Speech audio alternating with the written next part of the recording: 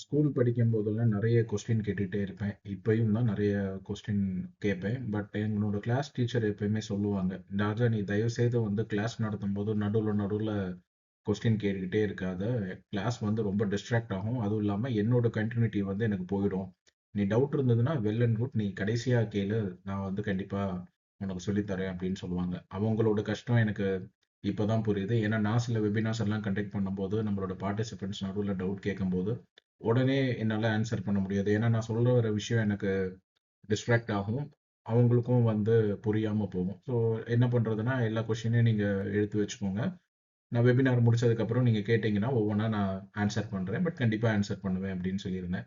இத மாதிரி ஒரு டவுட் என்னன்னா, நம்ம இப்ப நீங்க அ இந்த வீடியோ பார்த்துட்டு இருக்கும்போதே, கம்ப்யூட்டர்ல பார்த்துட்டு இருக்கீங்கன்னு சொன்னா, உங்களோட கீபோர்ட் பாருங்க. உங்களோட எஃப் கீலயும், உங்களோட ஜே கீலயும் வந்து ஒரு சின்ன பம்ப் மாரி ஒண்ணு இருக்கும். இந்த பம்புக்கு வந்து ஒரு ரீசன் இருக்கு. எனக்கு ரொம்ப நாளா ஒரு கொஸ்டின் இருந்துகிட்டே இருந்தது. ஏன் வந்து இந்த எஃப்க்கு கீழயும், ஜேக்கு கீழயும் ஒரு பம்ப் வச்சிருக்காங்க? ஏதாவது ஒரு ரீசன் இல்லாம வைக்க மாட்டாங்க. நான் லேப்டாப்லயும் பார்த்திருக்கேன். கம்ப்யூட்டரோட டெஸ்க்டாப்லயும் நான் பார்த்திருக்கேன். நாளைக்கு நீங்க உங்க ஆஃபீஸ் போனதுக்கப்புறம் பாருங்க, எஃப்க்கு கீழ ஒரு பம்ப் இருக்கும். ஜேக்கு கீழ ஒரு பம்ப் இருக்கும். இந்த பம்ப் வந்து ஒரு ரீசனுக்காக வேண்டி தான் வச்சிருக்காங்க. என்ன காரணம்னா, ஓரியன்டேஷன் வந்து டிஸ்ட்ராக்ட் ஆகாம இருக்கணும். ஃபார் எக்ஸாம்பிள் நீங்க எஃப், ஜேங்கிறது வந்து உங்களோட கீபோர்ட்ல ரொம்ப சென்டர்ல இருக்கும்.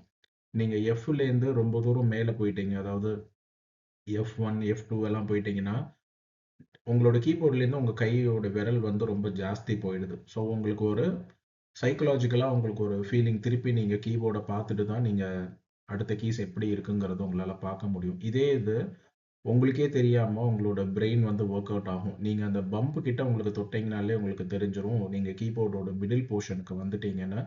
ஸ்க்ரீன்லேருந்து டிஸ்ட்ராக்ட் ஆகாம கீபோர்ட பார்க்காமயே உங்களுக்கு தெரிய ஆரம்பிச்சிரும். அதுக்காக வேண்டி தான் இந்த பம்ப் வந்து வச்சிருக்காங்க. அ இந்த பம்புல நெறைய அன்னோன் ஃபேக்ட்ஸும் நெறைய இருக்கு. இதுக்கு முன்னாடி நம்ம கம்பேர் பண்ணியிருக்க மாட்டோம். பட் நான் ஸ்டாக் மார்க்கெட்ல இருக்கேங்கிறனால எனக்கு கம்பேரிசன் வந்து ரொம்ப அ ரியல் டைம்ல நடக்கிறத கம்பேர் பண்ணேன்னா எனக்கு எப்பயுமே பெட்டரா இருக்கும். ஸோ இது என்ன குறிக்க வருதுன்னா, மார்க்கெட்ல ஒரு ஸ்டாக் இருக்கு. அந்த ஸ்டாக் இதே மாரி மார்க்கெட்டுக்கும் ஒரு ஹோம் கீ இருக்கு. அத வந்து நம்ம மூவிங் ஆவரேஜ்ன்னு சொல்லுவோம். இப்ப நீங்க பார்த்துட்டு இருக்கிற பிரைஸ் சார்ட்ல ஒரு நடுவுல ஒரு ஆரஞ்சு லைன் ஒண்ணு போயிட்டுருக்கும். ஆரஞ்சு ஆர் ரெட் லைன் ஒண்ணு போயிட்டுருக்கு. இதுல எப்போ பிரைஸ் திருப்பி மேலேருந்து கீழ அந்த பிரைஸ் கிட்ட வருதோ, அப்பதான் வந்து நம்ம மேத்தமேட்டிக்கலா இந்த ஸ்டாக்கோட பிரைஸ் வந்து ஆவரேஜ்க்கு வந்துருச்சுங்கிறத நம்ம கன்ஃபார்ம் பண்ணிக்கலாம். அப்பதான் வாங்கணுமே தவிர, ரொம்ப அதிகமா மேல போயிருந்ததுன்னு சொன்னா, உங்களோட கீபோர்ட்ல இருக்கிற எஃப் கீலேருந்து அந்த பம்ப்லேருந்து நீங்க ரொம்ப மேல போயிட்டீங்க. அந்த இடத்துலேருந்து கீழ வர்றதுக்கு நீங்க வெயிட் பண்ணணுமே தவிர, கிடைச்ச பிரைஸ்ல வந்து நீங்க வாங்கக்கூடாது. அதுக்கு தான் அந்த மூவிங் ஆவரேஜ்ங்கிறத நம்ம யூஸ் பண்ணுவோம். $140ங்கிறது ரொம்ப ஸ்ப்ரெட்ச் ஆகி போன பிரைஸ். இதுதான் வந்து ஓவர் எக்ஸ்டென்ஷன் அப்படின்னு சொல்லுவாங்க. உங்களோட ஆவரேஜ் பிரைஸ் வந்து 110 இருக்கு. இந்த ஆவரேஜ் பிரைஸ்லேருந்து ஏதோ ஒரு காரணத்தினால பிரைஸ் ரொம்ப தூரம் வந்து டிராவல் ஆகி போயிடுச்சு. இப்போ நீங்க இந்த $140க்கு வாங்குறீங்க அப்படின்னா, அது வந்து உங்களுக்கு ஒரு கம்ஃபர்டபுளான டிஸ்டன்ஸா இருக்காது. அது வந்து ஒரு அன்சேஃபான ஜோன். ஏன்னா ஆவரேஜ் பிரைஸ் ஸ்டாக்கே வந்து 110 இருக்கும்போது, நீங்க 140 குடுத்து வாங்கணுங்கிறது வந்து தேவையில்லாத ஒரு விஷயம். ஃபார் எக்ஸாம்பிள் நம்ம வீட்ல நீங்க கடைக்கு போவீங்கன்னா, கேரட்டோட விலைய நீங்க எடுத்துக்கோங்க. ஒரு சில நாள் உங்களோட வெண்டார் கேரட்டோட பிரைஸ் வந்து 1 கிலோ ரூ. 80 அப்படின்னு சொல்லிட்டாருன்னா, நீங்க அந்த கேரட்ட வந்து வாங்க மாட்டீங்க. ஏன்னா, இதுக்கு முன்னாடி நீங்க ஒரு 10 நாளைக்கு முன்னாடி வாங்கியிருக்கும்போது, அதே கேரட்டோட 1 கேஜி பிரைஸ் வந்து அவங்க ₹50ன்னு சொல்லியிருப்பாங்க. அன்னைக்கு நான் ₹50 தான் குடுத்து வாங்கினேன். இன்னைக்கு அதே கேரட்ட ரூ.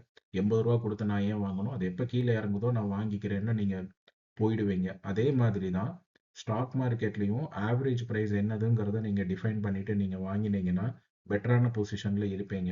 ஒரு சில நேரத்துல ஆவரேஜ் பிரைஸ்க்கு அது வரவே வராது. அதே மாரி நீங்க கேரட் வாங்கும்போது ரூ. 80ன்னு சொல்லுவாங்க. அதுக்கப்புறம் கேரட் 1 வருஷத்துக்கு வந்து விலை கீழ இறங்கியிருக்கவே இறங்கியிருக்காது.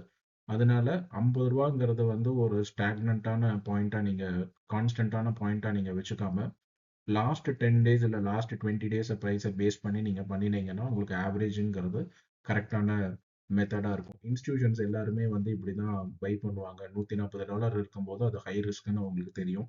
எப்போ அது ஆவரேஜ் ஜோனுக்கு வருதோ, அந்த இடத்துல தான் அவங்க ஸ்டாக்க பிக் பண்ணுவாங்க.